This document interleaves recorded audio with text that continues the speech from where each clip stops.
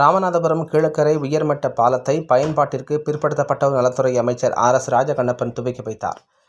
ராமநாதபுரத்திலிருந்து சக்கரைக்கோட்டை வழியாக செல்லும் வழித்தடத்தில் ரயில்வே பாதை அமைத்துள்ளனர். ரயில்கள் தொடர்ந்து செல்லும் போது பாதை மூடப்படும். இதனால் வாகன ஓட்டிகள் சிரமத்திற்கு ஆளாகி வந்தனர். இந்நிலையில் 30 கோடி ரூபாய் மதிப்பீட்டில் உயர்மட்ட பாலம் மற்றும் இருபுறமும் அணுகு சாலை அமைக்கப்பட்டது. இதில் பல்வேறு தரப்பினர் நீதிமன்றத்தில் வழக்கு தொடர்ந்து இருந்தனர்.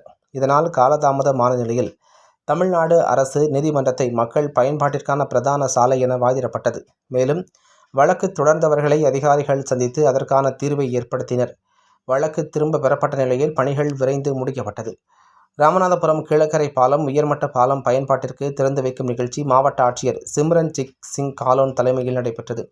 இதில் பிற்படுத்தப்பட்டோர் நலத்துறை அமைச்சர் RS ராஜகண்ணப்பன் திறந்து வைத்து பயன்பாட்டிற்கு கொண்டு வந்தார்.